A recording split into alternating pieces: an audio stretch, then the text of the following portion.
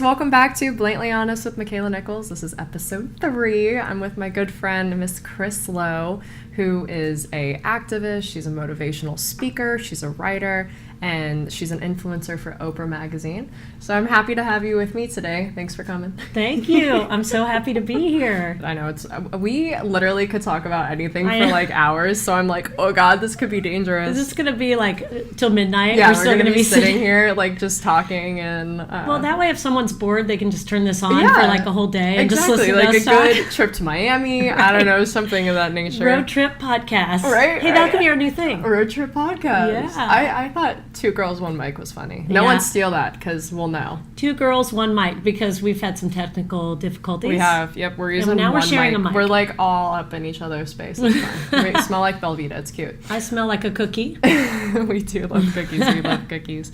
But so Chris and I met, not too long ago. And we bonded over just kind of shared, well, not necessarily with me, shared experiences, but Chris has been through a lot in the past past couple years, and just kind of watching her become who she is just in the time after it has really inspired me that, you know, you can get through everything. And she's a great person for me to look up to because, you know, despite everything that has happened to her, she is a bright, shining light. And so I'm really happy you're here before I cry. Don't make me cry. I know, we're going to cry. Maybe we shouldn't sit this close together. I know, eye contact. Because we're looking right into each other's eyes. We are. But, well, why don't you start off and tell me, you know, if that's okay, you know, kind of how you got to be where you are today and a little bit about your son. Well, you're like sitting here making me laugh and making me cry at the same time. Now you're making me go back to the serious stuff. Let's see, where do we start? So Hudson is my son, and he turned 20 on July 14th, 2017. And on July 26th, 2017, he took his own life. So, you know, a lot of people think that people that do that, they're like this person that's dark and depressed and lonely and, you know, all kind of stigma that people think about people that actually have those thoughts.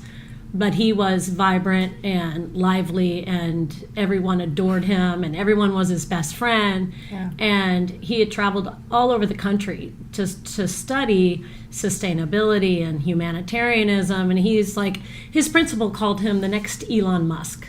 So he was like that kind of thinker. You know, he would make hovercrafts and be hovercrafting, you know, down the street on this thing he made with my blower and a piece of plywood and some plastic, you know. Next thing you know, he's blowing down the street. And that's what he would do in his spare time. Like, he just was a forward thinker.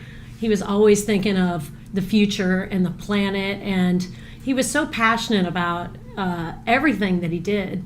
Yeah. And when he was 18, he actually, in high school, he did a speech called Fall Forward. Oh, I love this one. And in the speech, and that's on YouTube. It's if you put in Fall Forward Hudson Lowe. Yeah, check it out. It'll come up. Great one.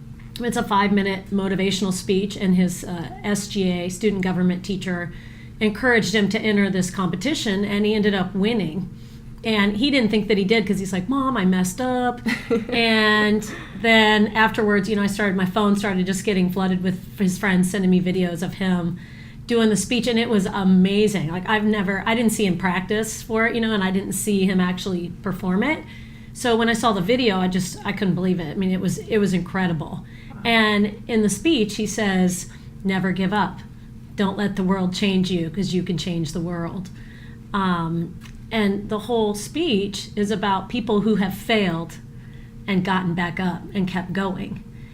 And it's just so interesting that, you know, he ends up leaving, and, you know, you might say he gave up because of the way that he passed.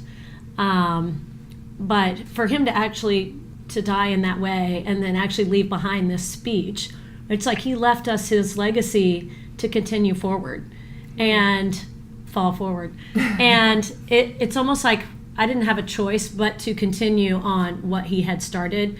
And it's like he didn't really give me a choice. You know, and the times that I'm like, I'm going to try and be like a normal person and like get a job and like do something different than this. And it's like I can't. No, you know, it's like I just purpose. have to continue. And it's not even like, you know, somebody early on was like, oh, well, don't get so caught up in him that you lose yourself. I'm like, what? Yeah. He is part of me, you know, Yes, he's yeah. my child. And he had big hopes and dreams, not only for himself, but for his friends, for his sisters, for me, the world. You know, he had big hopes and dreams. And to just sit by and go, oh, well, that's over. You know, I just can't do it. Wow. So, you know, what kind of happened with him was that he did all these amazing things, and he went to college, and he wanted to be part of frat life. And he wanted, you know, he was in the marching band in high school and jazz band. He played guitar and drums, and he was a very talented musician, like crazy talented. From the time he was 10 years old, he could play the guitar like nobody's business. And when he got to college, he's like, no, I'm going to leave that behind. I'm not going to do the marching band. I want to be in a frat, and I want to do Greek life. Yeah. Greek life and all this stuff, and so he kind of got away from all the things he was doing that kind of kept him, in my opinion, kept him grounded. Yeah. You know, because he did marching band for 8 years, And that became part and of his that was routine. and he got up early in the morning, and you know, he never complained, and he had an amazing band director, Bernie Hendricks, and they were always having a blast, even at 6 a.m. He was up and out the door, you know, because he was loving it. And lacrosse, student government, and homecoming court, and he just, you know, he was an all-American kid. And so he went to college, and you know, every So time he things kind of came changed. back, he was 3 hours away down in South Florida, and he would come back, and he'd be like a little less Hudson, you know, just a little less vibrant than he was, you know. So what are you doing, you know? I'm studying, you know, how school is, and then I found out he was taking Adderall to study for his finals, because in college, you know, and high school and middle school, a lot of people kids turn to that. take Adderall, and they're not taking it for ADD, and they're not prescribed it. They're buying it from all their friends, because apparently you can buy Adderall all over high school and college, no matter where you are. Yeah, and it's become horrible. Yeah. And people that don't even need it, and they don't even know what it's doing to their brain. Exactly. And I had no idea what it was doing, or you know, I didn't know he was even doing it. But the Adderall was started giving him panic attacks, and he started getting bad headaches, and he started getting anxiety, and he started feeling depressed. And it's not like he was a depressed person, but when you're coming down off of Adderall, and in his engineering lab, because he was going to school for engineering, they had like Monster drinks. Oh. So he's drinking Monster and Adderall. Yikes. I'm like, well, no wonder you're getting headaches and you can't sleep. You're jacked up on this stuff, you know? He's like, Mom, everyone's doing it. You know, so, like I that mean, peer I'm not pressure. doing it, and I can stay up and do, you know, it's like, not everybody's doing it.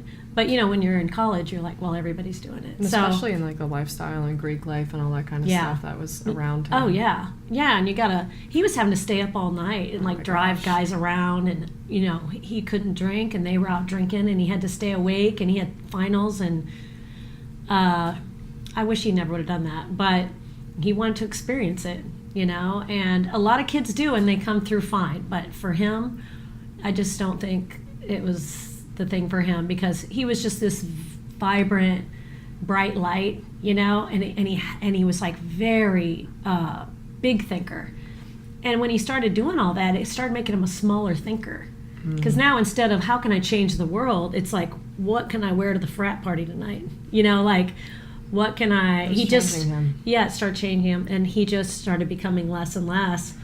And one time when he came home from school, he had a panic attack, and I was so freaked out because I didn't know what was happening. What was his panic attack like? It was just a total meltdown, crying, and you know, so upset. And he was laying on my bed, and I didn't know he had gotten there, and I heard him, and he's like, "Mom," and he's like, so I go in my room, and I'm like, "What's wrong?" I thought he had ran over someone in the car or something. I thought something like horrible had happened, and I didn't know. I'd never seen a panic attack, and I thought he had done something horribly bad. That he was so upset. Distraught. And I'm like, what is wrong? What happened? Did something happen?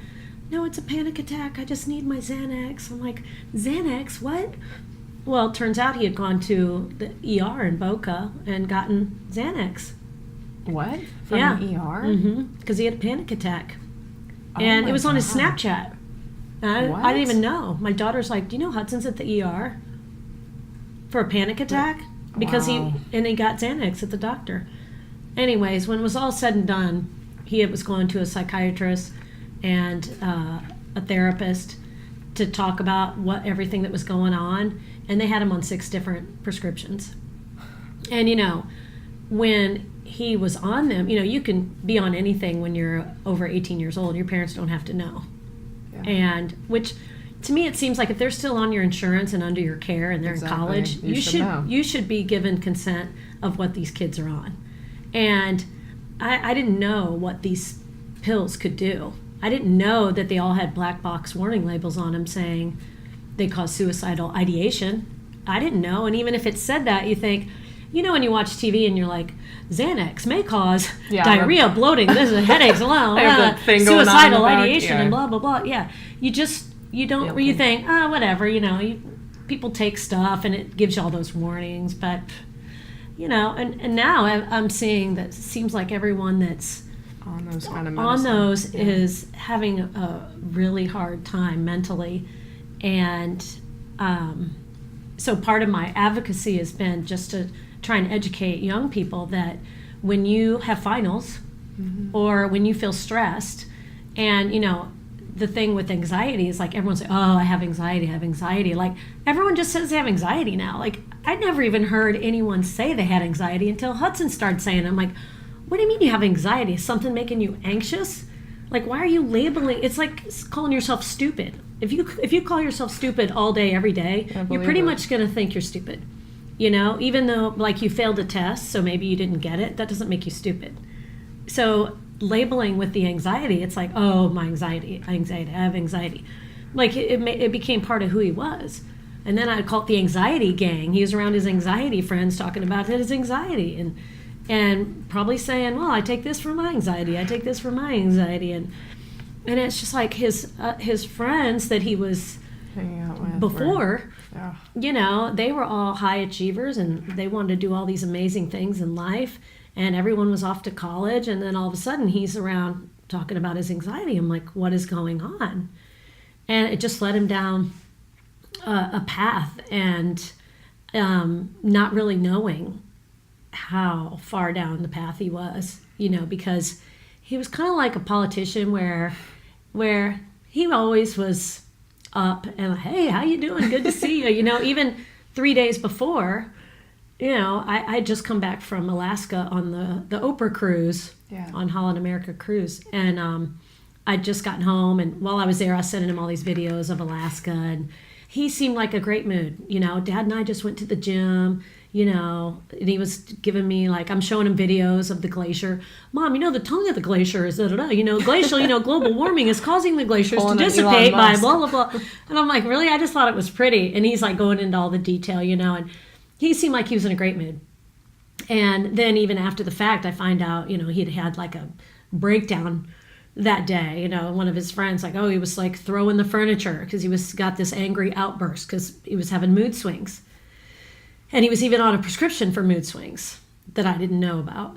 And all of a sudden, this happy, chill kid who's got the whole world in his hands is having mood swings and angry. And it was all the meds making him have all these crazy things happen to him. And he couldn't understand. And he just, I think at the end of the day, he thought he was just going to have to live the rest of his life this way. And he didn't want to. Not knowing, not realizing that it was all the things he was putting in his body that were making him that way.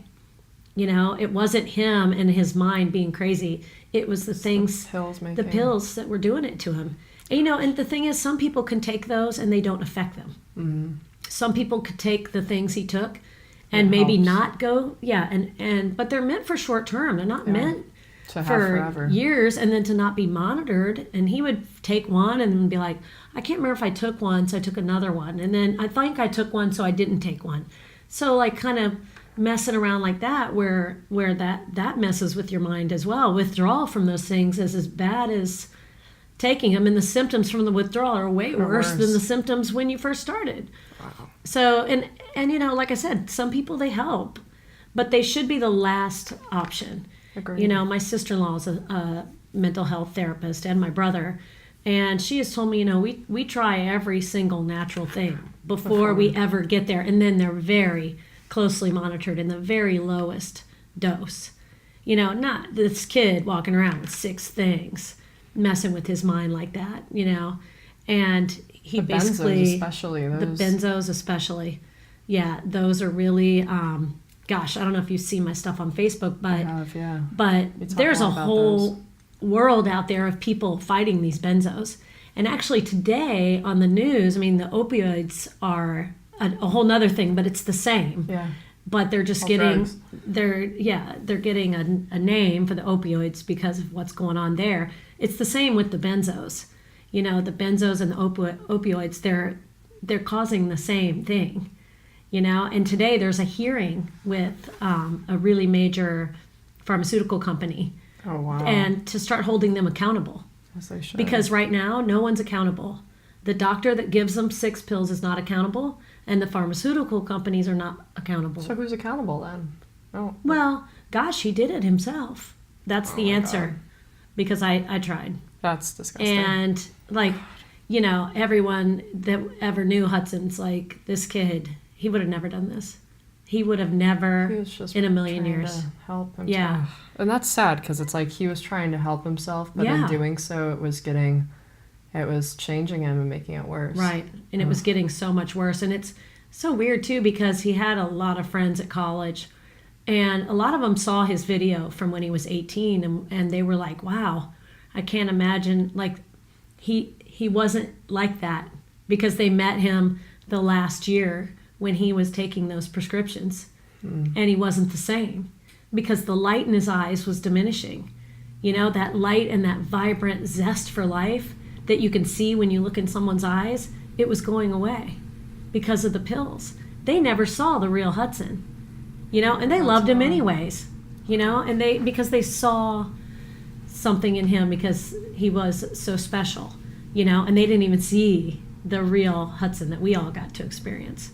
So it's just interesting how when they saw that video of him, how they were like, wow, I can't imagine him doing that, because he was so not in that place. He was so confident, and, he commanded a room. Yeah, and he was just so handsome, and, he had that charisma. He really did have it all. So, just all of that has made me really have a heart for helping young people, because I know if it can take down him, and he was a very strong, vibrant person, it could take down someone weaker than him, a lot easier. And yeah, no, that's extremely true, because someone like Hudson, and even though I never knew him, I feel like through you, I just like I do in a way. Yeah. And there are people out there who might be listening, or who are just there, and they need help. Yeah. And they don't know that there's other alternatives, and that pills aren't always the answer. And there's meditation and talking about it and going to therapy. Like, there's nothing wrong, in my opinion, or and yours, I'm sure. Going and talking, like that's so helpful. Right. And because when you talk about it, exactly. When you talk about it, you realize you're not the only one that's been through this. Yeah. But if you sit there and swirl around in your own mind, hours upon hours of this and that, you start taking yourself down a rabbit hole. But if you actually say it out loud to someone and actually talk about it, then you realize, wow, okay, your problems are usually not as bad as you think they are once you actually talk about them. Yeah, but if you keep them bottled up, then it just gets worse. Even a little problem, right? You keep it bottled up and bottled up and bottled up, all of a sudden becomes a big problem. Next thing you know, you got this really big problem that was no problem at all, really. But your mind made you think so. I think it was. When Hudson was experiencing all of this, what do you think were like some of the warning signs for you? Did you notice any? Aside from the changes. Yeah, and some of the stuff. So one thing I started noticing is eye contact. When he would come in the room or talk to me, he would look away. And like he didn't want to make eye contact with me because he knew I could see what was going on. The eyes are the window to the soul. And so he wouldn't make eye contact. He kept looking away and things like that. So like not making eye contact. because they don't want you to see what they're thinking. Wow. You know, especially like a kid, because and a mom and child, you know, and him and I had like a really special relationship, and we were a lot alike in the way that we experienced life, really. And so I could look in his eyes and see what was going on. It's like he didn't want me to see, you know, and his behavior started to change, you know, the things that he liked to do, he went to the gym every day, but then he would be in his room like 7 hours playing guitar, like escaping from reality. And the music was, I think he was trying to make his thoughts go away, and the music was part of that. You know, that's playing the guitar and taking his mind off of it. But now when I look back and watch his videos on his Instagram, they were like angry guitar playing, like, you know, just this frustration. Yeah, he was trying to get out. Yeah, and you can see the difference, and I never really noticed it. And actually recently I looked through his Instagram and I was like, oh my gosh. And he's an amazing guitar player, but man, watching him was just like he was trying to get something out. Yeah, like he was just, and the music he was listening to different music, and a lot of like Red Hot Chili Peppers. Yeah. And they're very popular, but they have a lot of dark songs. They do. Right before, he watched 13 Reasons Why, and all his friends were like, why would you watch that? Just knowing that he wasn't mentally strong at that point. And he's like, well, I just proved to myself I could watch one of the worst things possible and be fine. It was just weeks before it happened. I don't even know why that show is on air. It just infuriates me. What you think about that show. Do you know, I was looking yesterday on Netflix because I'm working on a reality show and I want to pitch it. Yeah. So I went on Netflix, and it was like a top binge watched shows on Netflix. And do you know 13 Reasons Why was #1? Oh no. And that's all teenagers, because there's no adults watching that show. No. That is teenagers watching that show. Now, why is that the show? Glorifies it almost. Yeah, I know. And he literally watched it just weeks before it happened, almost to prove a point. But then you watch that, and it makes it almost seem like it's okay. You know, when it's so not okay. There's no way I could watch that show. Don't watch that show. I can't. I can't even, like, even if it pops up, I'm like, make sure and get it off the screen, because I don't want to watch that show. No, and it's sad because so many kids are like, oh, this is the best show, blah blah blah blah. I'm like, there's nothing good about that show. I know. Like, and maybe that wasn't their intent. Maybe it was to like bring awareness, but they did it in a way that was more, let's glorify the after. And it's like, what? It was just. And it's a weird thing, because people actually said that to me, like, well, you don't want to glorify what happened to him by bringing light to it or celebrating. I'm like, what? You're celebrating his life. Yeah. Like the fact, you know what? People that die, you know, okay, so I just went to a retreat for grieving mothers up at Omega Institute in New York. And there were 20 of us mothers who'd lost children. And it doesn't matter what way a child has died, if it's an accident or cancer or suicide or a wreck, whatever it is, no matter what their age, no matter what the circumstance, it's still the loss of a child, and that the loss is the same across the board. You know, suicide just is different because they actually did that. So then you question, why would they do that? But, you know, honestly, the people that do that, I don't even think that they understand that they did it. Mm-hmm. Like with Hudson, I think he was so far removed. His mind and his body were like two separate entities. And I think he was just trying to turn off his mind, not realizing that it was going to affect all of him, you know? But it's like he just wanted to turn his mind off. And it's almost like it was disassociated. And I think a lot of people that actually get to that point, they just want their thoughts to stop. You know, they don't, it's not that they want to not be here, they just don't want their thoughts to be there. And I actually read a study where one of these major prescriptions, and I won't even mention the one, and I don't even know how I found this study, but it said that it makes people feel like their head is literally not attached to their body when they're on these pills. And it's a published report that I found. Oh my gosh. And so all these people are thinking, well, if I just turn off my brain, then I'll be fine. Because it so disassociates you. So anyways, going back, it's like, no matter how you lose a child, it doesn't make any sense. And it shouldn't happen that way. It's not supposed to happen that way. It's like, no, you're supposed to get old and die as you get old and not young, So it's such a hard thing to cope with. And the women I was with in New York, the biggest factor between everyone that helped them get through this was to carry on the legacy of their child, to do something in their honor. The woman who actually works at the Omega Institute, Cindy, her daughter Desiree had passed away, and so it was called Desiree's Gathering. So it was in honor of her daughter, and so it was like her and her daughter held this, and I'm working on actually doing those everywhere. So mine could be like Hudson's Hope, and my friend's lost her son Cass. It could be Blessed by Cass, and it could be a weekend in honor of our specific child to help all these other mothers and spread that and keep doing that everywhere. So that's one thing I'm working on too is, there's so many parts to it because moms that are grieving, it's like, dads too, but it's like men seem to process it different than women. Like they go right back to work, or, not everyone's the same, obviously, at dealing with this, but a lot of moms that I meet are the ones out being activists and a lot of times they're bringing the husband, come on, we got to go do this thing. Oh, okay.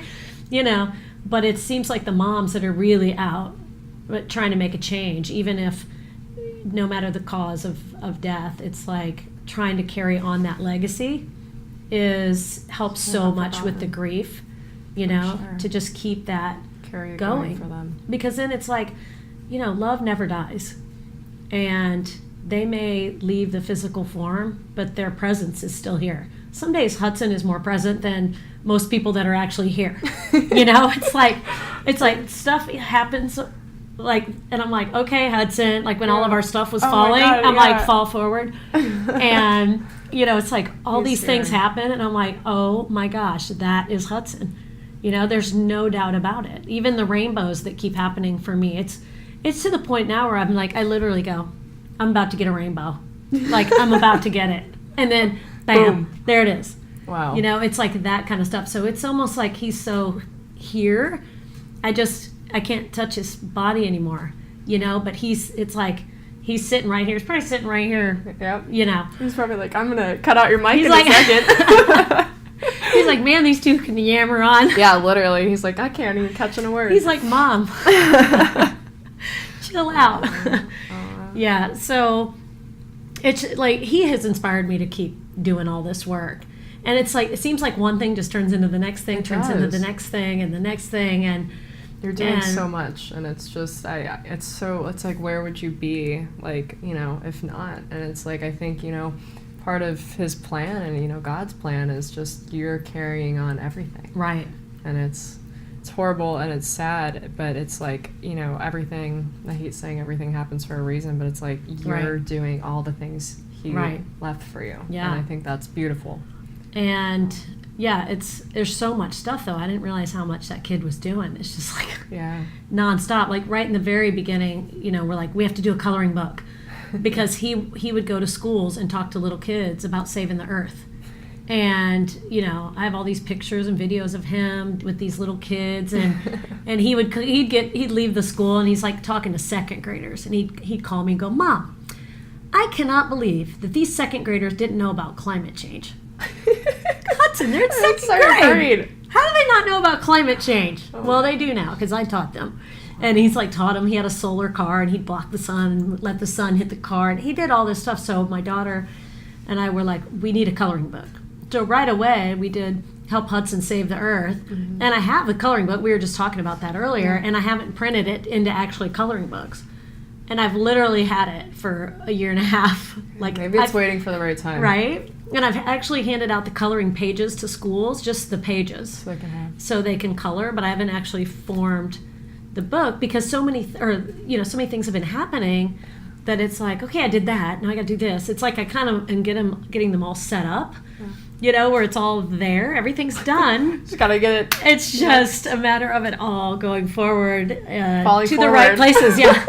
I'm like, I don't know where it's all going, but I keep It'll fall just into doing the place. next thing, and and then I'm easily distracted. So then I'm like, okay, that's done. Next thing, and then I have like Forgets one thing, yeah. right now I have like 5,000 tank tops. Yeah, let's talk in my about garage. tanks. Okay, so one day I was going through Hudson's stuff, and I had one of his tank tops, and so I sewed the bottom of his tank top and turned it into a bag, and then I went to Trader Joe's, and I'm doing a lot of name dropping. Maybe like get sponsors for this for the podcast.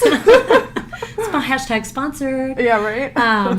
But I went to Trader Joe's, and they're super like cool there, and I had actually I'm gonna go there when I leave here. So the cashier was like, I'm like, oh, here, I brought my own bag, just put all the stuff in. He's like, is that a tank top? And I'm like, uh-huh. He's like, oh my God, that is so cool. And he calls over the other, you guys, look, this is a tank top. It's a tank top. She made it into a bag. And they're like, no way, these are cool. You need to have these in Trader Joe's and blah, blah, blah, right? So I left, and I was like, sheesh. Wait a minute. Then I went home, and I called my friend, and we talked for like 30 minutes, and I was like, oh yeah, I forgot to tell you, I made this tank top, made a bag, and da-da-da. She's like, that needs to be a thing. And I was like, I know, right? I'm like, what could I call it? And I was like, something like, it's a tank top, like maybe saying like, thank you. Wait, tanks a lot. And the H in thanks is silent, H for Hudson, Yep. and silent for all the people that are silently suffering the way he did. And so Tanks a Lot was born. And now I have one sitting here. I know, I love it. And so I started going speaking to schools about coping skills and anxiety using Hudson's fall forward speech when I go. So it's like he's talking and I'm kind of like his backup dancer, Yeah. I let him do the thing, and then I'm like, hey, Hey. So I think they kind of listen because they're listening to him, and then I just happen to step in like, oh great, here's a mom, Yeah. And but so I've been going to the schools, and the kids have been donating all their used tank tops to me. Really? Yeah. So That's I phenomenal. have like at least 5,000 Gotta in get my garage. I sewing. can't even put my car in the garage. Okay, and I keep trying to organize them, and it's just not working. So, but I'll come help you with that. Yeah, right. Yes, right. You would have a heart attack in my garage. I probably would. Your OCD would just Yep. go through the I'd be roof. like, I can't do it. Yeah, Let's get to sewing. like 3 times I've pulled everything out of the garage, and then I'm like, oh no, it's gonna rain, and then I just shove it all back in. Oh my God. But no, I can't get I can hardly walk through there now. If I gain 10 pounds, I can't get through my garage. It's so packed. Wow. And it's like, well, I have hula hoops in there too. You got everything. But I in only your have like garage. 20 hula hoops. It's like a clown Only car. It's like 20. a clown car, but it's a garage. I have like everything in there you can imagine. So, anyway, so I started collecting these, and I put out a call to action on social media, and I started getting them sent to me from all over. And I even had a friend in Illinois, went to a Goodwill and got me 500 from a Goodwill in Illinois and shipped them to me. It was like 3 boxes of tank tops. Oh my gosh. And then I started just randomly meeting people that sewed, because you know how, like they just start showing up. I met this amazing women's group, sewing group in Windermere. And she's like, yeah, bring them over. We meet on Thursday. And I brought them there, and I sat there all day, and I cut the bottoms off so they'd be the right, like you want them the size of a grocery bag. Of course. So I'd cut, and they're just all at this big table sewing and sewing all day long. I had a couple hundred that day, and I was getting ready to have them at the women's show, the Southern Women's Show. So I'm like, well, let me because I wanted to raise awareness, and I've been doing that Southern Women's Show with my fitness product, and I stopped doing the fitness product, and I'm like, okay, now I'm going to do the bags so I can raise awareness. And so I started doing that. So I needed a bunch, like right away. So they did a couple hundred. Wow. And then I met some other people that sew, and they did some, and I just kept meeting different people that sewed 50, 100, 20, 30, whatever it was. Wow. And then I don't even know how I found these people, but someone mentioned the Methodist Church in downtown Orlando, and they have a sewing group, and it's these ladies that meet every Wednesday, and they sew. And they make like blankets for first responders and backpacks for kids like in need that need backpack, like all kind of stuff. And so I went down there, and they're like, yeah, bring them down. So they've probably sewn 500-600 for me. Oh my God. And I just keep bringing them a box, and then they call me, it's ready, and I pick it up. I bring them another box, and they sew them. I just do it. Yeah. Wow. And they do it every week. And they're perfect. Oh my gosh. I'm not kidding you, I've had like $80 worth of groceries in one bag. And I'm like, the guy at Trader Joe's like, is this gonna break? I'm like, I don't think so. The ladies at the Methodist church are amazing. Oh and I've never had one even split. Wow. Like, they're so well done. Yeah, wow. They're so good. And then I'm actually trying to figure out a new way to put the logo, because I love how you have it though. Yeah, so I did a whole logo. Thanks a lot. There's so much though. I could so it's save a shirt, save a life, save the earth, which isn't on this one, but because you're saving a shirt from going in the landfill, and you're saving a life because every shirt represents someone who's no longer here. And when you have it and someone asks you about it, you can say, this is for suicide prevention, suicide awareness. And then save the earth. So you're saving this shirt, and then you're saving the earth because all this, you're not using plastic bags because you're using the fabric bag, and you're saving the landfill. So you're saving the earth. So it's like basically everything Hudson stood for, And then when he passed away, he had left, he had a notebook from over the years, and he started green clubs at college and things like that, college and high school. And he wanted to start a nonprofit and call it Our Green Future.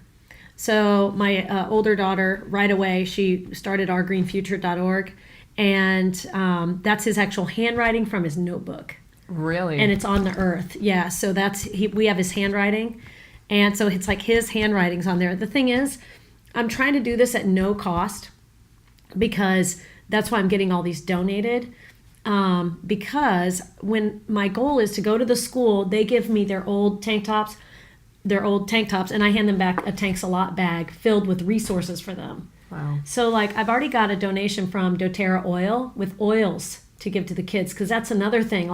If you need to stay up and study for a test, there's oils that you can just put on your hands and inhale, and that'll keep you alert and with no side effects, and it smells good. So so they've donated double whammy, right? They've donated a whole bag of oils to me. Phenomenal. And they actually, the first one they gave me is lemon oil.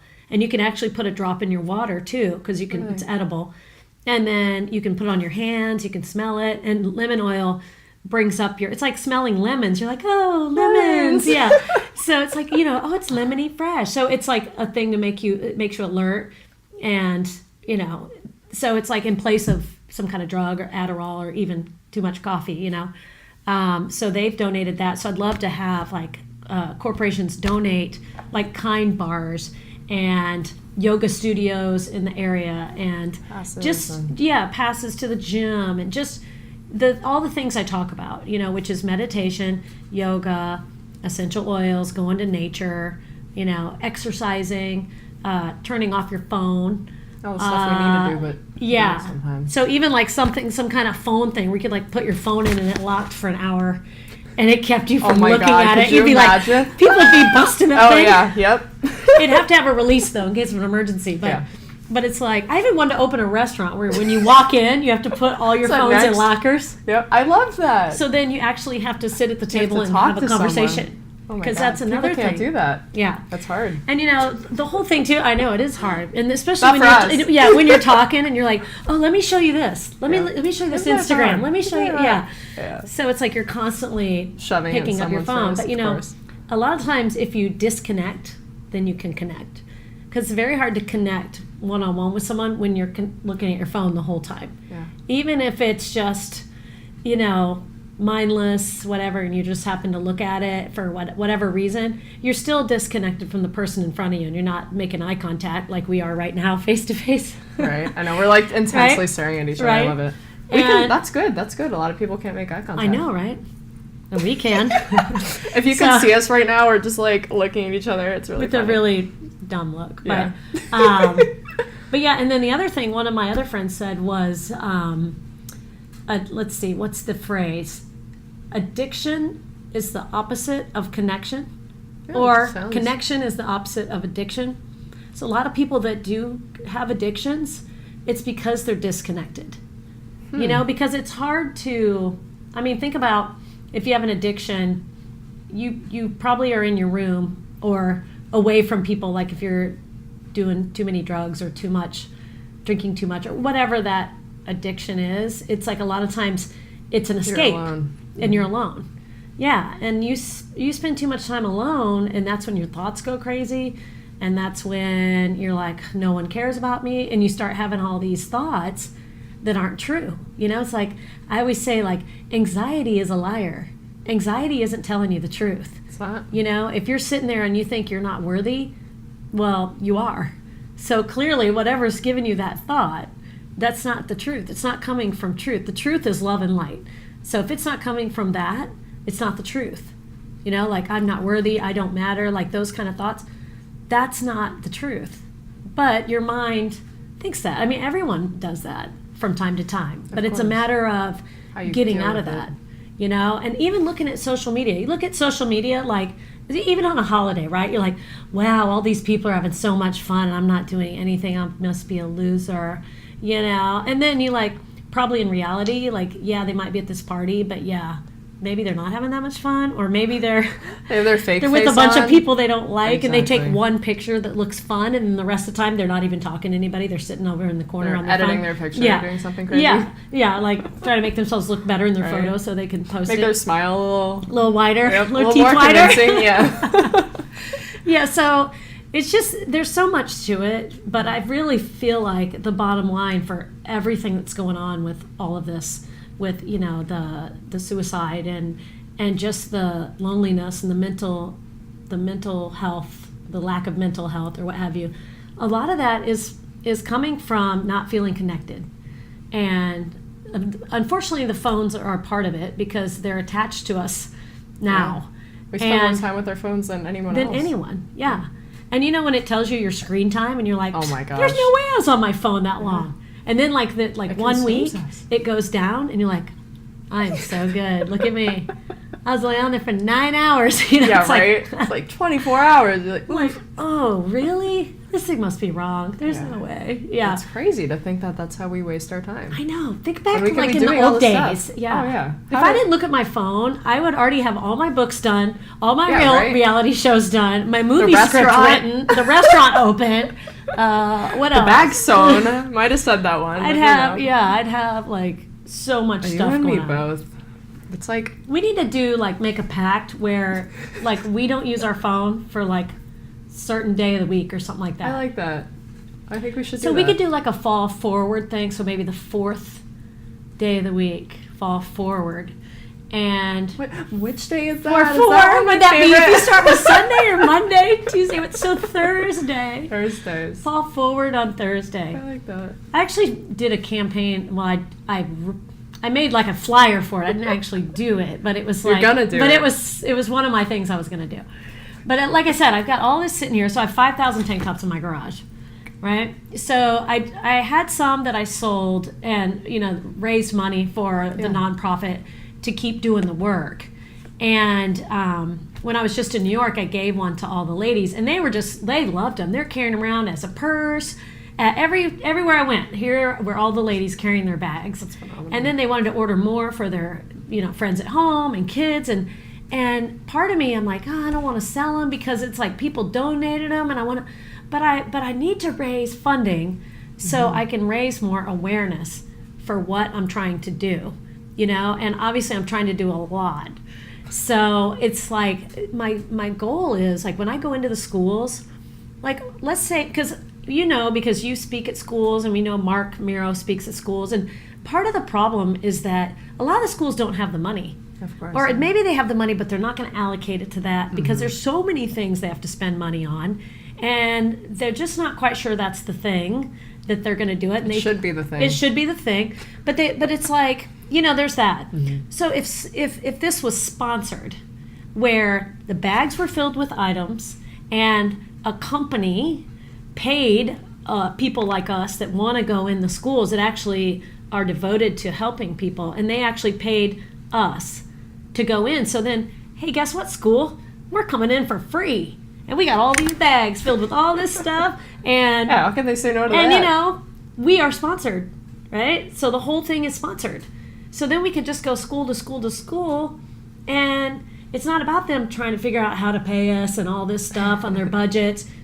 We're paid. That's dumb. We're paid. The bags are filled with things. Those things are paid for, and it's a win-win because it's business for everyone who advertises. We're getting paid for our time, and the school is getting a valuable tool, which is to help these kids, which is what we're all trying to do, is help Bring them to awareness, see, help because I mean, you're young, so you've been in the midst of all this with everything you've dealt with, and even the bullying, that's a big thing. And the bullying part of it is, Hudson didn't deal with that from what I knew. He was like super nice. Even people have told me when other kids were bullying him, he stood in for them, and he watched out for them. And when they were being mean, he never was. Like, he was a good, sweet person that did not want to see people bullied. But, a lot of kids get bullied, and then they get depressed, and then they get put on the antidepressants. Yeah. And then they commit suicide. So was the suicide from the bullying, or was it because the thing they got put on because they were feeling depressed?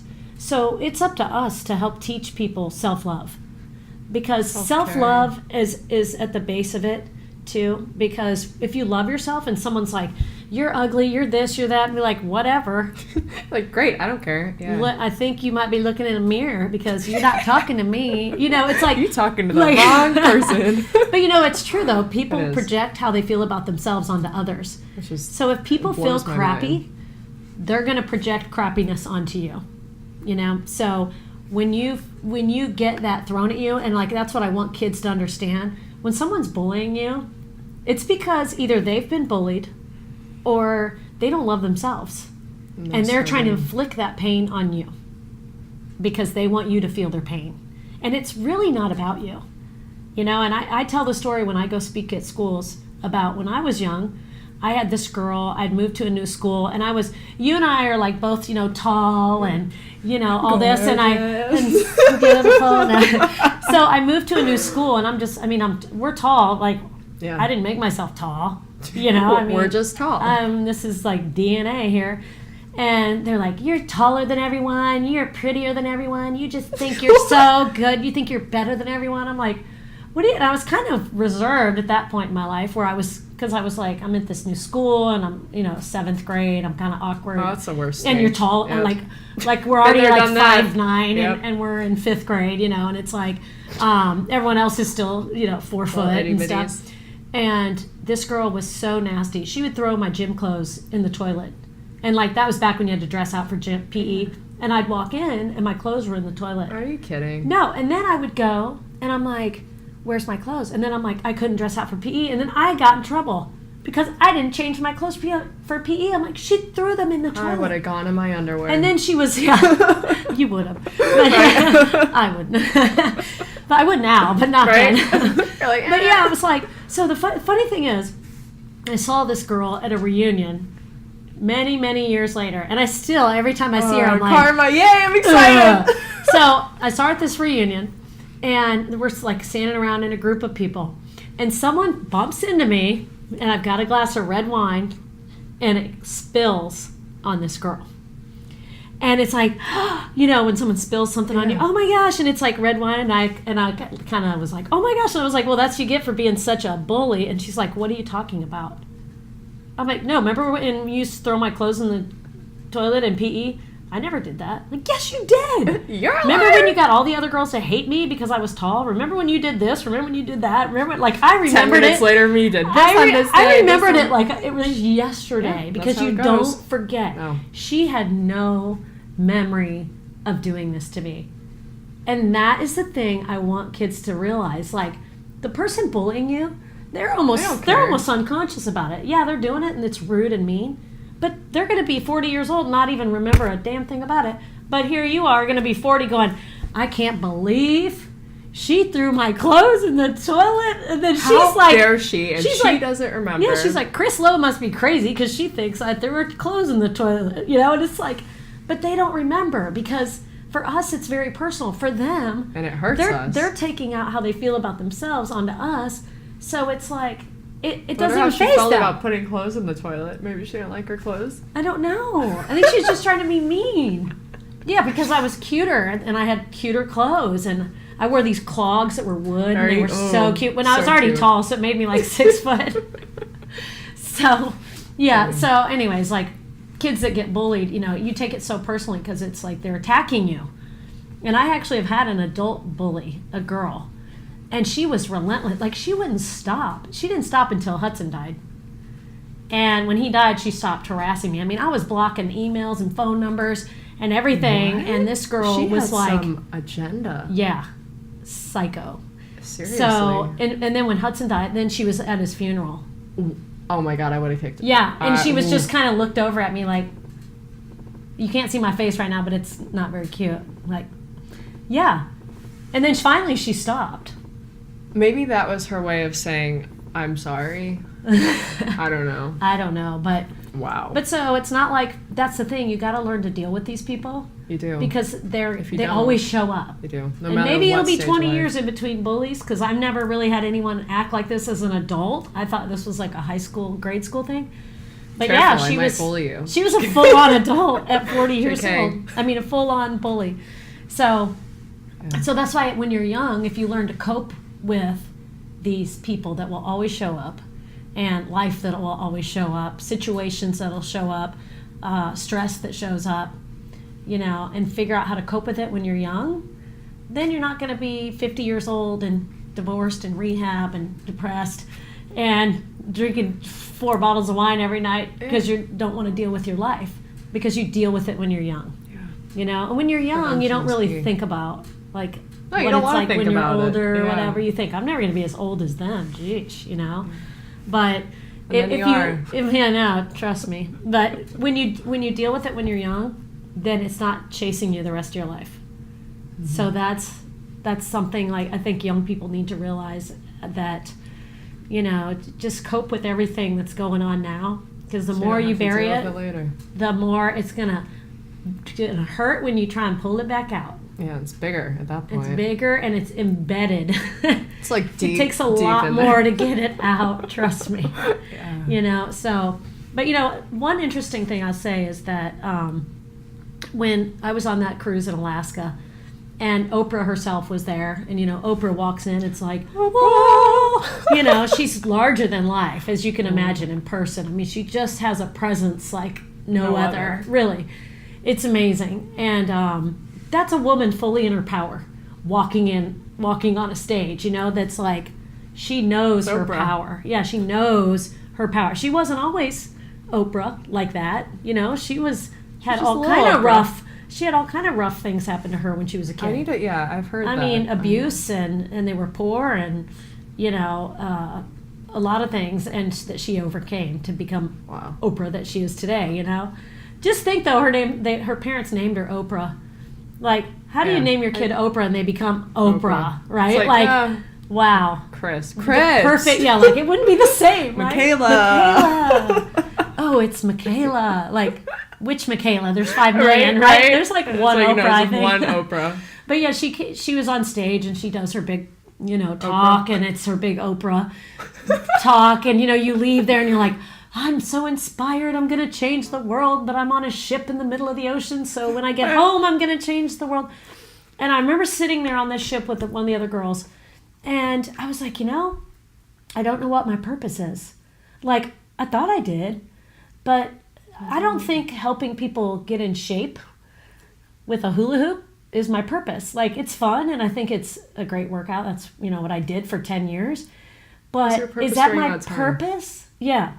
But it wasn't fulfilling me anymore like it was in the beginning. It's like, because it was like in the beginning, it was really fulfilling me because people were feeling joyful. People were like tapping into their inner child and laughing, and people would walk up and look miserable. And by the time they left, they're smiling and carrying their sparkly hula hoop across the parking lot, And that, I felt like I was spreading a lot of joy when I was doing that.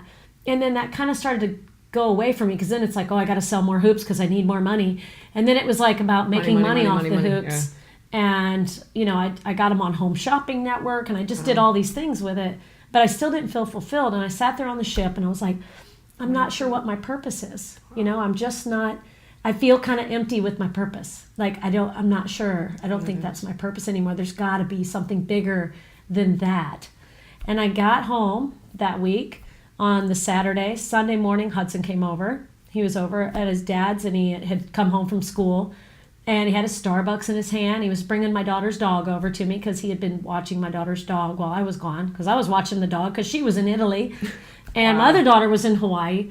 And so I had the dog, and he brought Benji over, and we taught, went through all my photos and, like a 20-year-old kid would, swipe, swipe, swipe, swipe. Yep. Ooh, tongue of the glacier. Yep. Swipe, swipe. Glacial warming. That glacier won't be there in 10 years. Yep. Swipe, swipe, swipe. Oh, that's cute. Oh, is that Oprah? Yeah. Okay. Went through all like 5,000 photos in like 2 minutes, And he's like, all right, well, I'm going to run back to Dad's, He was like pretty peppy. And I was like, Hudson, we got to figure out this thing with these prescriptions because I just feel like it's too much. It's too much for you. And, let's go back to trying natural things. And he's like, Mom, I know my own body. I know what I'm doing. He's like, who should I listen to, you or a doctor? And I'm like, well, honestly, I'd listen to me because I know you and he doesn't. And I know you and he doesn't. And I know the real you and, he doesn't. And I just think it's too much for one person, And he's like, he was getting ready to walk out the door and he turns around. He goes, Mom, when I figure all this out, I'm going to write a book and I'm going to travel and I'm going to speak to kids and I'm going to teach them how to get through this. And 3 days later, he was gone. So now, here I am, right? Wow. I'm writing the book. I'm speaking to kids. And I'm doing what, like, it's basically he was telling me, you're going to do that. I'm going to do it. I'll do it. But you're going to do it. And so that's when I say, like, I've had no choice.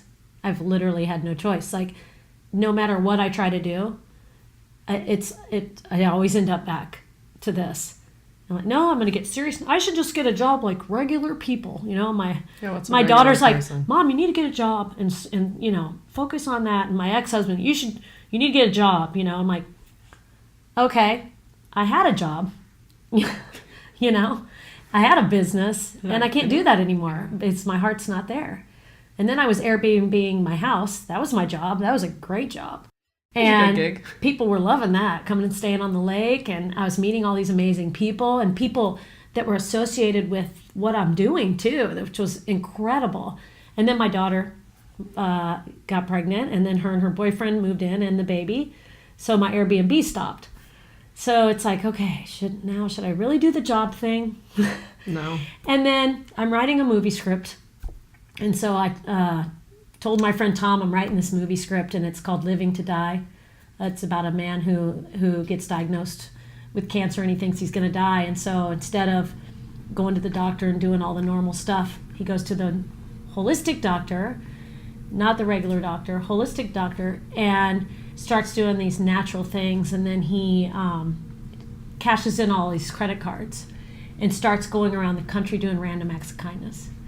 And so I won't tell you how the movie ends because you're going to have to see it when it's here, Living to Die. But I'm working on that script now, so I'm telling my friend Tom, and he said, well, let's go actually do random acts of kindness so you can actually get some real footage and experience. And so my friend Tom got this limo that's a Cadillac, 1978 Cadillac, and he refurbished it. We've been driving around in the limo doing random acts of kindness. That's incredible. And I'm actually driving him. And I'm like, it's like driving Miss Daisy. I love it. And he's in the back getting out at stoplights. We're going to gas stations. We gave a guy at a restaurant a $200 tip. What? The other night. Yeah. And so I'm thinking, I should be the recipient of what Tom's giving out. Seriously. Because I'm like, Tom, can you do a random act of kindness my way? Like, no, but so in the movie though, something big happens at the end of the movie, and everything I keep writing about this movie keeps coming true. Literally, I'll write a scene, and the character is loosely based on my friend Tom because of a conversation we actually had that was along these lines. So I was literally at his house one day, and I had my laptop, and I wrote in the script, Tom goes to visit his father's gravesite, and he never looks up, and the girl's loosely based on me, and she's doing what I'm doing. And so in the movie, I'm writing the script, right? I'm saying the guy goes and visits the gravesite, and he never looks up, but she always says, look up, look at the rainbow, look at the sun, and he's like, ugh. You're so annoying. You're always making me look up. I don't want to look at, there's the sun. I know the sun is out. And he's very, walks through life with blinders on kind of person. And so he walks out and he's looking down. He walks up to his car and he sees a rainbow reflection in his car. And he's like, what the heck? And he looks up and he can't see anything. And then he looks over and he sees, and there's a rainbow in the sky. and it's reflecting on his car. Now, I write this for the movie. I walk outside of Tom's house, and I walk up. My car was parked next to his car. I walk up to my car, and I'm like, there is a rainbow reflection on the back of my car. I swear. I have pictures of it. And I was like, I literally just wrote that down. And I was like, oh my gosh. And I look, and there's trees, and I'm like, I don't even see a rainbow. And then I look, and through the trees, there's a rainbow, and it's a smiley face rainbow. It's not a rainbow like this. It's a smile. Oh my gosh. And it was shining on my car. And I was like, oh my gosh. You know what I did? I ran back inside, and I got my script open, and I'm like, and then she wins the lottery, and she has $10 million to go do random acts of kindness. And then I'm like, okay, then I went and bought a lottery ticket, because I'm like, whatever I write keeps coming true, but I did not win the lottery yet. Dang it, not yet. But literally everything I write is happening. And then I wrote how he's going around doing random acts of kindness, and then that happened. So then him and I are driving, and he's getting out of this limo, so people are like, who's getting out of the limo? Right? And he's getting out, and he's buying people's gas and giving scratch-off tickets and $50. And, I mean, I think we gave out a couple $1,000s the other day. Oh, my gosh. Yeah. That must have felt just so oh, my gosh. incredible to just watch people. I know. Because they're probably in disbelief. I'd be like, Most what? people think they're getting jacked. Most people are like, get away from me, you freak. Yeah. And then, so I was Pulls letting out him mace. get out. Yeah, I was letting him go alone. And I'm like, I need to start going with you when you get out of the car, because they you're think, like inviting. yeah, because I'm like, hey. And he walks up like he's like with the mafia. Hey, want to buy your gas? Yeah, right? Here's my credit card. And he gets in his pocket. They don't know what he's doing, you know. So, but it's been so fun and so satisfying. And that's the other thing, like that. And it's actually part of the movie script. I'm like, wait, now that needs to be a reality show. The Kindness Caddy. I love that. And then I'm like, what if we get sponsors for that? So I can do Fall Forward Across America in the Cadillac, right? And do random acts of kindness across the country. It's a great idea. In honor of Hudson. That's phenomenal. Because Hudson used to be all about that. Circle back to him giving the homeless guy $10. Did we talk about that on air I before? think we talked about that before. Yeah. Where he, Let's tell it. well, he gave, I was like full circle moment, but if no one was listening to us before when we were talking. Full circle if you were here before we started this podcast. So when he was at college, you know when you're at college and you never have money? Same, yep. And so you're always Been there. sending, you know, parents, you're sending them money, trying to give money, and they're always out of money. It always goes to a good place. It always goes to either food or other things. And so it seems like he was always, never had money. And he even started his pressure washing business down there called No Pressure. And he would go pressure wash and make money, That's you know. funny. But anyways, he would always seem to be low on funds. And so he called me. He's like, Mom, I gave my last $10 to a homeless guy. I'm like, I think you need that $10 more than the homeless guy because you don't have any money. Pretty much homeless. You need spending money, you know. And he's like, Mom, the money means nothing to me. But it meant everything to him. And then I got to hear his great stories. He was sat on the bench with him for 30 minutes down at the beach listening to this guy's stories. Oh. And so when I'm out doing these random acts of kindness, I'm like, I know Hudson's there going, yeah. And literally when I'm driving, because I'm the driver, and it's so fun to drive. It's like, you see me roll, and I got my hand on the caddy, sitting down low in the front seat. I can It's picture so it, which is funny, hilarious. because I'm just going to have to, like, drive by just to see that. I know, right? Right? So I'm like, when I'm driving, and then I literally, like, intuitively pull over when I see somebody. Like, last week we were driving, and I saw, we were going to pull in the gas station, and I look over to the other side, and there's some guys, like, with, you know, Domino's Pizza or another sponsored, some pizza place. I think it was Domino's. I don't know. It's in Ocoee. And these guys, delivery guys, were out back, maybe smoking or something. I don't know what they were doing back there, but they were behind the building, like on break, you know. And so I'm like, Tom, look, let's go over there. And I turn the caddy. We go flying over there, you know. And Tom pulls up and gets out. Hey, boys, how you doing? And they're both like, oh, God, are we getting arrested? Because he looks like a cop or something, you know. And they're like, oh, man. And he's like, hey, I just want to pay it forward today, and gives them a scratch off and $50 to each of these two guys. And then he gets in the car and he's leaving. This other guy walks out, and then they're showing the other guy. And I know the other guy was like, where's mine? And I felt so bad. I'm like, Tom, I feel like we need to go back. And he's like, oh, it's fine. I'm like, the rest of the day, I'm like, that poor other guy didn't get anything. Oh, my God. But it's that kind of intuitive. It's not like let's do this. We're doing this today. It's like whatever we feel guided. And then we pull in the gas station in the limo and we wait. And we see someone pull up. Like we saw this one lady and she had an Amscot, another sponsor, Amscot shirt on. Are you getting paid? Is this something I don't know about? Ad, hashtag ad. She has an Amscot shirt on. And so Tom goes up and then I come up. And he's paying for her gas. And she was like, I don't even know what to say. I just got off work and this is amazing. And she gives us both a hug. Aww. And it's like, when you're struggling or living paycheck to paycheck or, just, her car wasn't new. It wasn't like she had a brand new fancy car or something. And Tom's like, if they have a nice car, they're not getting free gas. Could be a good act. So, she gave us both a hug and she was so happy. But, that could change someone's whole life. I mean, it could. If someone could be in a bad mindset and just seeing that one random act of kindness for them can just change everything, And we even pulled up and there was a group of people getting ready to go on a motorcycle ride and they were called the Buffalo Soldiers. And I guess it's in honor of a African-American, I'm probably totally messing this up, an African-American part of the military. Huh. And they were called the Buffalo Soldiers. And they go on this ride, and then they raise money for scholarships for kids. Wow! And so they were holding hands, praying, and Tom's like, "Stop the limo!" And I stopped, and he goes up there. He's like, "I don't know what you guys are praying for, but I want to be a part of it." And they're like, "Well, we do scholarships for kids," and he just starts handing them money for their scholarships. What? And then he's like, shakes their hand and walks away, and then they start chasing. He's like, wait, what? He's like, pull off, and I'm driving, and then we see another guy sitting there with a shirt on that says Jesus, and he's on a bench. I'm like, wait, look at this guy. He's got a Jesus shirt on. We gotta stop at him. It's Jesus. He saw the whole thing, Tom. And as I pull up, I'm like, let's do something for this guy. He's sitting on this bench. Maybe he's got a backpack. Maybe he's homeless. We'll give him some money.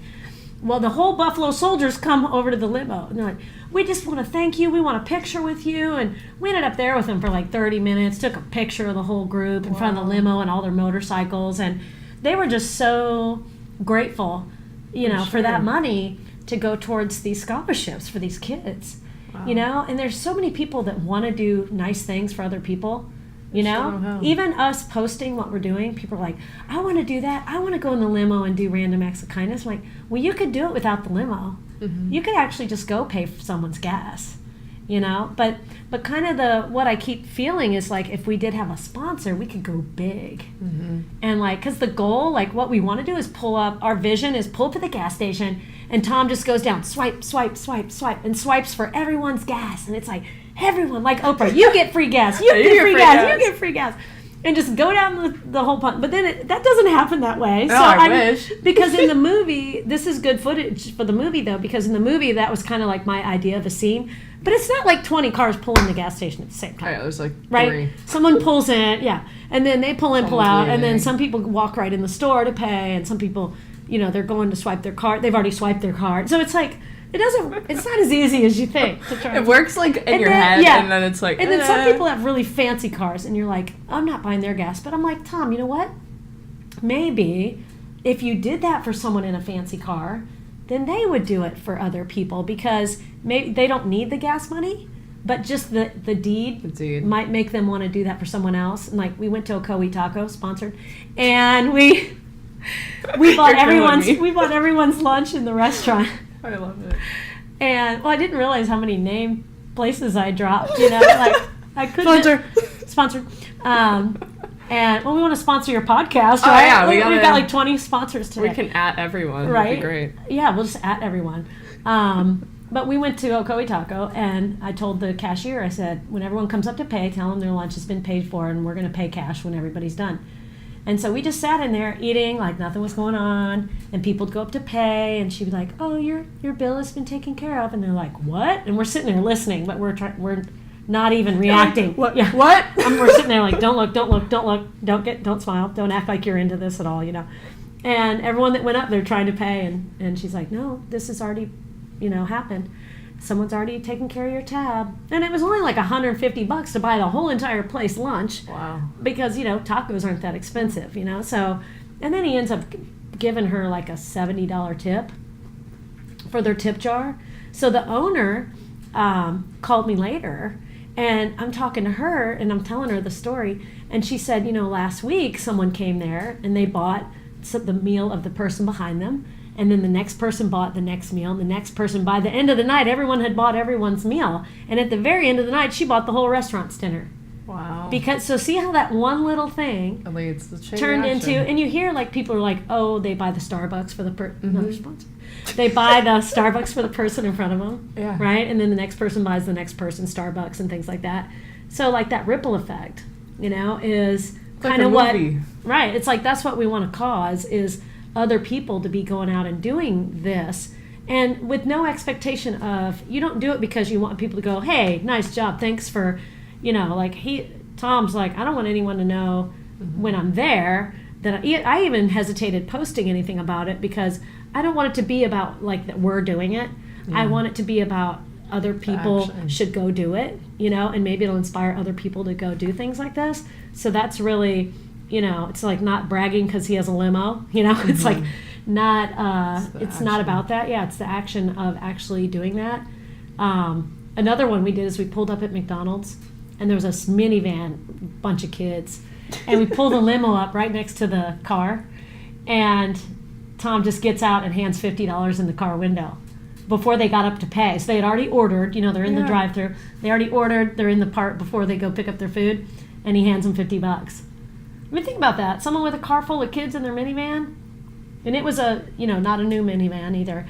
And that just had to have made their whole day. I mean, $50. It's like 4 trips to McDonald's. Yeah, seriously. God, you're not kidding. If you're on the dollar menu, sponsor. No. Sponsor. Dollar menu. So, it's like, I feel like, part of this, so, like, let's just put this all into perspective, is that in honoring Hudson and what he stood for is where this is all stemming from. It's like the movie idea, the kindness caddy, the Tanks a Lot bags, the coloring book, the book I'm writing about positively grieving, falling forward from grief. All these things I'm doing are inspired by him. So instead of me sitting around feeling sorry for myself that I lost my son, I am doing something to make a difference in the world because of him, honoring him. And not losing myself to him or his story. This is my story, and I'm carrying on for him. It's like we're running the race, and he just handed me his baton, and I'm taking off with it, And he did his part, and now I'm still running with everything that he handed me. And like I said, I have no choice. And can't drop the baton. I know. I'm like running with that baton. Just you and your baton. Don't know where I'm going, but I'm running with it. So I don't know where all this is heading, but I do know I have 5,000 tank tops in my garage. Well, we're gonna figure out something to do with them. And I got a book written up, and we got like 20 new sponsors today, so maybe they'll sponsor all of our. Us up. That'd be great. And then I'm also working on a show, Life After Loss, that we talked about earlier too. Before we were on radio or whatever we're on, our one microphone, our podcast, 2 girls and a mic. New podcast, right? But Life After Loss, to interview people who have lost. Not just kids, but spouse or a family member, grandparents, whatever that is, and how their life after loss and what they've done. Because the one thing you feel like when you lose somebody, especially a child, is you can't go on. And you have other kids, and you have your life, but you feel like you can't go on in that moment. And the first couple weeks, months, whatever, years. I mean, it's different for everybody, but you're like, I can't go on without them, because it rips a whole part of your heart out. Sure. So it's like you have to figure out how to put all the pieces back together and keep going and fall forward. And that's what I want to help other people do. And a lot of people are doing it. And they're all doing it by carrying on for their child or for their loved one. So if I can inspire other people to do that, then I'll feel like my job is done.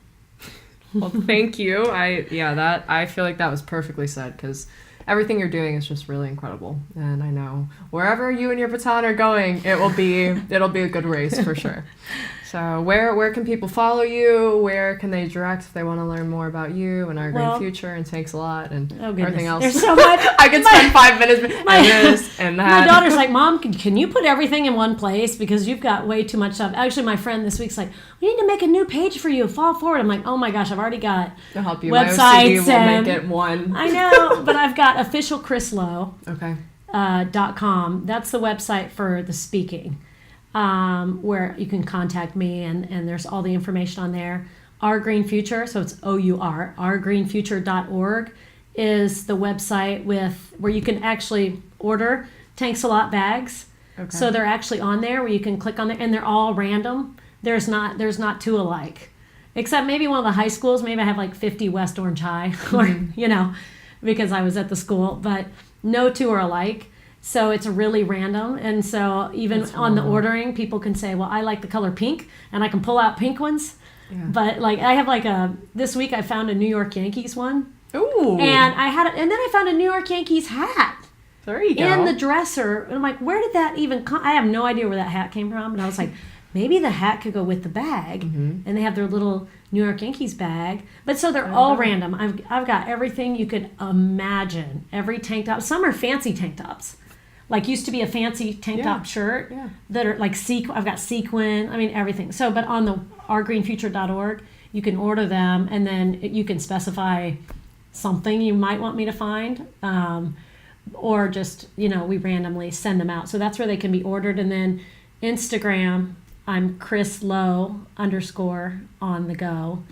And then also Our Green Future. Also, we have a Fall Forward page on there on Instagram, which is fall _forward_. And on that page is where I try to put like motivational things for young people. Great. Using Hudson's pictures and his quotes. And, I try and like every day, on Facebook, I get pictures, memory pictures, of him from years gone past. And so I try and take those pictures and write a quote, something to help inspire kids or teach kids. I have a lot of kids on the Fall Forward page, more so than my page, so that's some of them. And then, of course, Facebook, Chris Lowe. I'll find you. Fall Forward, Chris Lowe, Green Future, all of it. And then on YouTube, Fall Forward, if you put in Fall Forward Hudson Lowe, that will come up. And also on there, you might have to write this in, but I made a video of the Kindness Caddy. Oh, yes. Our days in the Kindness Caddy. And it's like a 5-minute video. Dude. And I put that on there. Okay. So that's on there too. So, good. Yeah. Well, good. Well, thank you for being on today's show. Thank you. Thank you, Hudson, for letting me meet your beautiful and wonderful mother. And thank you, Hudson, for not making all the stuff fall thanks forward for letting the whole us time. Have one microphone. So we had to stare at each other. We did. It was okay. It was a good bonding experience. We were connecting. I know. It's connect. Good. Disconnect to connect. Disconnect to connect. Connection's opposite of addiction. There you go. So you won't be addicted to nothing today. Good. I'm glad. I'm glad. And to take us out of the show, I always have my guests say, just kind of the tagline, it's be bold, be you, be blatantly honest. So if you need a second to practice You doing it with me? No, you got to do it. It's I'm a guest. It. Yeah, okay. really, really emphasis. All right, ready? Be bold, be you, be blatantly honest. I wish we had video of this because I'm really getting animated here. I know. Be bold, be you, be blatantly honest. And fall forward. There you go. Perfect. Well, thank you, and we'll talk soon. I have a good feeling about it. I know. I can't wait. Me too. We'll come back when everything's out of my garage. Yes. Bye. Bye.